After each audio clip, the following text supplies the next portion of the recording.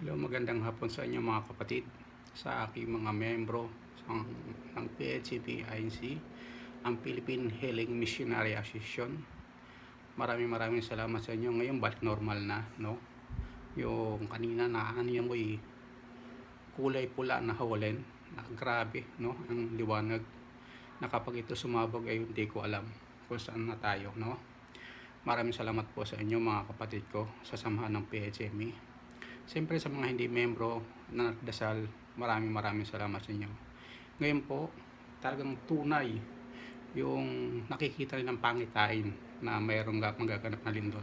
Yun po yun mga kabarangay, yung sinasabi nila na may magaganap na kalamidad na lindol. Pero ngayon po, balik normal na po. Yung kalamidad, hindi low yun na yun, na 9.5 magnitude na lindol, normal na po. Yung huling po, bumalik na sa normal, no? Nagtulong-tulong yung tao at mga spiritual tulad ng mga anghel, no? Kanina lahat nagdarasal sa kabilang daigdig, no? Ipinakita sa akin ni Ama kung ano mangyayari. Napakalakas nito.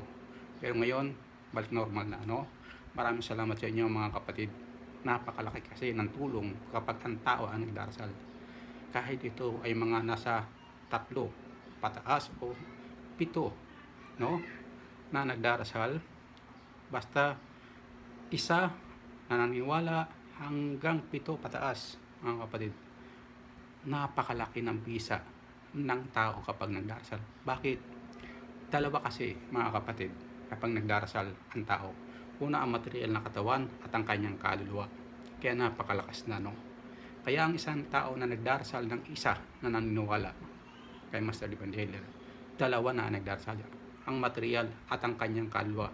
Yung mga engkanto, iisa lang po yun. Wala silang kalili. Hindi tulad ng tao, yung katawan lupa at ang kaluluwa. Kaya marami pong salamat sa inyo. Salamat sa inyo mga kapatid. Normal na po. Wala nang magaganap na kalamidad, lindol o 9.5 magnitude. Maari lumipas naman ng 1 taon bago ito mangyari at mabuhay muli. Sana lagi tayong magdarasal para manatiling normal yung kalamidad na sinasabi na nakikita nila sa hinaharap. Salamat sa inyo. Ito yung sinasabi nila na nakikita nila na mga nakakita sa pangitain sa hinaharap. Ito po yun.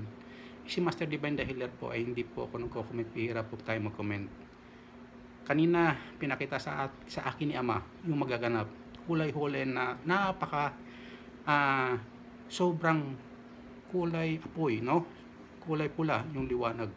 Ibig sabihin, maaaring ito sumabog. Ang mga bulkan sa buong mundo sasabog. Pero ngayon, back to normal na. Maraming salamat sa inyong mga membro ko at sa mga hindi membro ng samahan ng PHME. Ito po muli, nagpapasalamat kami ni Ina, ni Ama, ng Divine Masa at ni Ina ang Birhen Maria at ng lahat ng mga spiritual division. Siyempre, Nazareno, Mahal ni Senyor ang Kalamba, Lolo Winan Malaya, nagpapasalat, mga hari Trina, Maduende, mga diwata at iba pa ng mga engkanto. Hari ng Berina Sama, Haring Luis Ignacio, Don Diego ng Bicol, Lolo Amang ng Romblon. Siyempre lahat nagpapasalamat sa mundo ng mga tao. Kanina, halos lahat nakaluhod at talaga nagdarasal.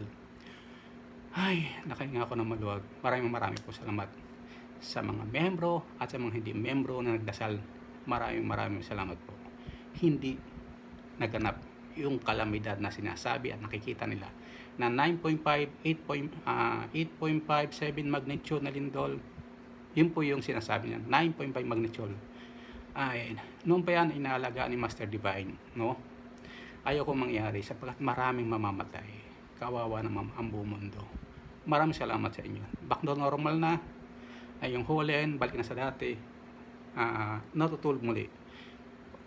Ito'y muling magaganap pagkalipas ng 1 taon.